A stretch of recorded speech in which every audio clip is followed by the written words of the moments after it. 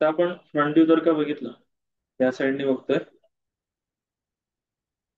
तर हा जो पोर्शन आहे हा टेपर गेलेला आहे. टेपर लाईन असल्यामुळे काय होईल, हा एक फेस क्रिएट होईल आणि हा एक फेस क्रिएट होईल इन्क्लाइन असल्यामुळे.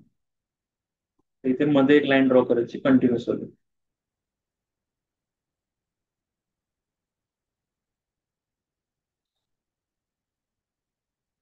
या पॉइंट पासून इथपर्यंत एक लाईन ड्रॉ केली. कळलं? त्यानंतर मग हा जो पोर्शन आहे हा कट गेलेला आहे थ्रू, म्हणजे ह्याच्या खालून गेलेला आहे थ्रू. तर ह्याची एक लाईन जी आहे ती आपल्याला डॉटेड दाखवायला लागणार.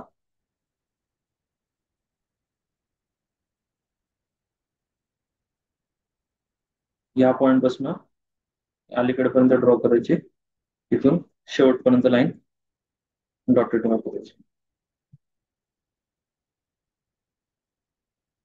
तर हा झाला फ्रंट व्ह्यू. फ्रंट व्ह्यू तर बरोबर आहे पूर्ण. त्याच्यानंतर मग टॉप व्ह्यू बघू. टॉप व्ह्यू मध्ये पण पोर्शन हा टेपर गेलेला आहे, इथून खाली इन्क्लाइन आहे, इथून इन्क्लाइन आहे. तर मध्ये एक आपल्याला लाईन ड्रॉ करायला लागेल, या पॉइंट पासून इथपर्यंत कंटिन्युअस लाईन ड्रॉ करायची. त्यानंतर मग सेम खालच्या साईडला कट गेलेला आहे. ठीक आहे?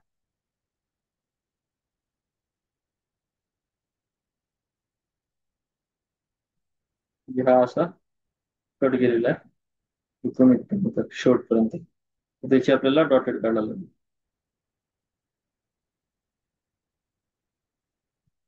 एंटर. डिस्टन्स 16 16 आणि 50. म्हणजे मधलं किती आहे, 18चं डिस्टन्स आहे. तर मिड पॉईंट पासून दोन्ही साईडला आपण ऑफसेट टाकू. O enter, 9 enter. ही लाईन वरच्या साईडला, ही लाईन खालच्या साईडला. 18चा आपला कट असेल हा वाला, 18चा.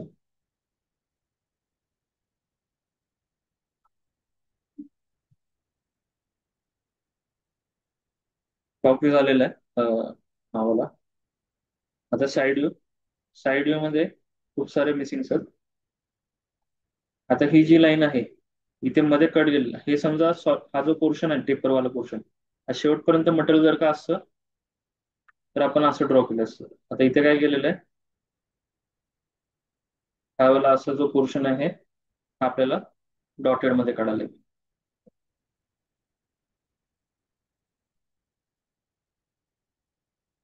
एंटर. इथून वर्टिकल इथून पर्यंत टी आर एंटर ट्रिम साठी हा पोर्शन ट्रिम केला. त्यानंतर मग हा जो कट आहे हा कट इथे आपल्याला डॉटेड मध्ये काढायला लागेल. या पॉइंट पासून इथपर्यंत, इथून इथपर्यंत ही लाईन डिलीट केली. त्यानंतर मग इथे हा जो हा जो कट आहे, 9चं डिस्टन्स आहे इथून इथपर्यंत. ओके.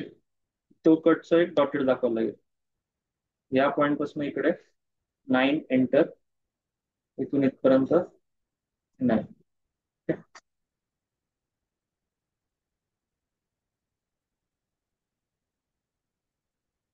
ओके.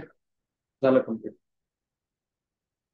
डबल डायमेन्शन द्यायचे ना. ओके. त्यानंतर मग हे जेव्हा डायमेन्शन देतो, हे स्पेसिंग पण आपल्याला प्रॉपर ठेवावं लागतं. म्हणजे इथे समजा मी एवढं स्पेसिंग ठेवलं तर सगळीकडेच एक अंदाजे त्या टाईप मध्ये स्पेसिंग ठेवून द्यायचं.